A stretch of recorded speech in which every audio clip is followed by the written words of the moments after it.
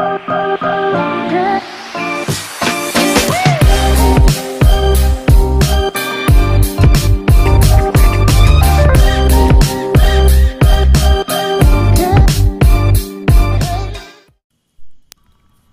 learners, kenapa kita sering salah menulis kata bahasa Inggris yang sering kita ucapkan? Well, now imagine, right? The internet connection for a better Mahir future. berbicara bahasa Inggris, apakah sudah pasti bisa menulis dengan baik? Ini pertanyaan yang akan kita bahas pada video kali ini. Tapi sebelumnya, jangan lupa buat subscribe, comment, dan share video ini supaya banyak yang bisa belajar dengan kita bersama. Banyak beberapa pelajar bahasa Inggris mulai belajar speaking dengan menirukan atau mengikuti bahasa penutur asli. Sumbernya bisa bermula dari musik, film, atau bahkan berkomunikasi langsung. Apakah kami salah satunya? Hal ini bagus dilakukan untuk meningkatkan pronunciation, vocabulary, dan pemahaman bahasa tutur. Beberapa waktu lalu, muncul fenomena banyak orang Indonesia yang menuliskan caption di sosial media dengan menggunakan kata yang salah.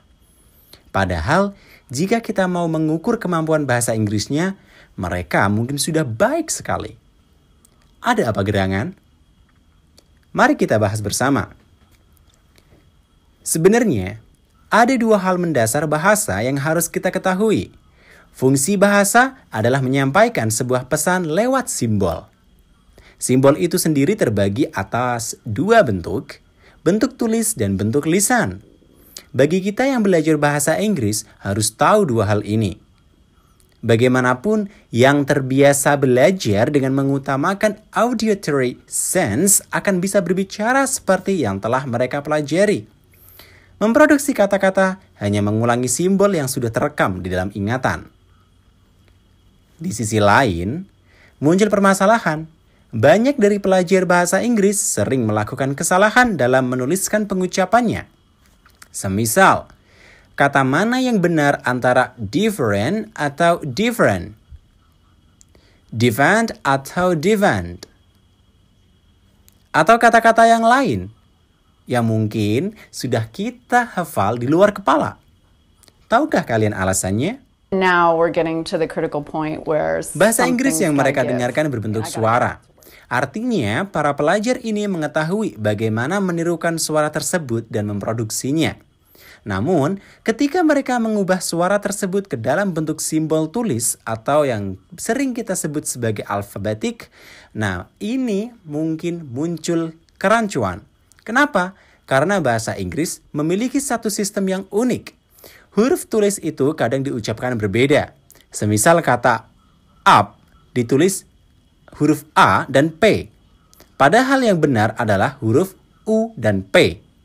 Satu uji coba yang dilakukan Justin pada salah satu pelajar untuk menuliskan kata down. Lantas mereka menulis D-A-W-N. Meskipun kata yang diharapkan adalah D-O-W-N. Memang harus dibedakan antara speech dan writing, ujaran dan tulisan. Martin Bygatt pada tahun 1987 meluncurkan buku Speaking yang diterbitkan oleh Oxford Press. Ia mengatakan bahwa seseorang yang berbicara tidak selalu memerhatikan unsur sintaks atau tata bahasanya.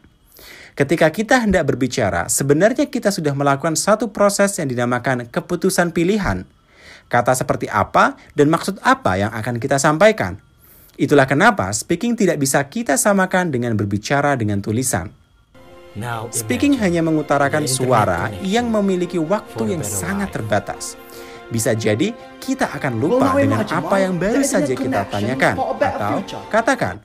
Berbeda dengan tulisan, kita memiliki waktu yang lebih panjang untuk memilih kata dan kalimat yang lebih kompleks atau panjang. Seperti menggunakan complex clause, speaking tidak seperti itu.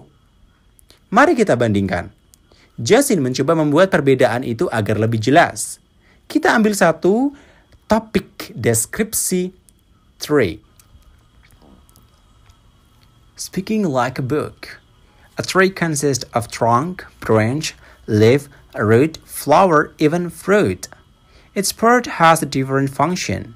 The root absorbs the water beneath the soil and transfers it to all parts of tree. In addition, the root leaves the tree to keep standing. The leaf makes a process of producing oxygen. Another part have the various functions. Speaking and communication.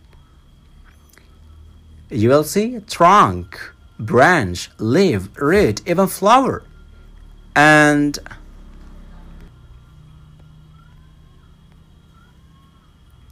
they have on work to do. Root, water, leaf for oxygen, and so on. Proses speaking diukur dari beberapa jauh kita menangkap suara. Akan tetapi, untuk tulisan kita mengukurnya dari bagaimana suara tersebut disusun dalam tulisan yang baku. Untuk itu, pembagian proses ini harus ditegaskan ya. Pelajar bahasa Inggris harus menemukan suara dan penulisannya sehingga tidak ada lagi kesalahan. Artinya, ada satu tahap lanjutan bagi para pelajar bahasa Inggris yang terbiasa belajar dari auditory sense. Harus ada proses mengoreksi simbol suara itu ke dalam bahasa tulis yang benar sesuai dengan aturan. Dengan begini, ada keseimbangan kemampuan antara bicara yang baik dan menulis dengan benar. Silakan mencoba. Dan bagian kedua, kita akan bahas kenapa orang yang belajar lewat tulisan sering kesulitan dalam berbicara. Tahukah kalian alasannya kenapa? Tunggu di video selanjutnya. Be international people and sociable people.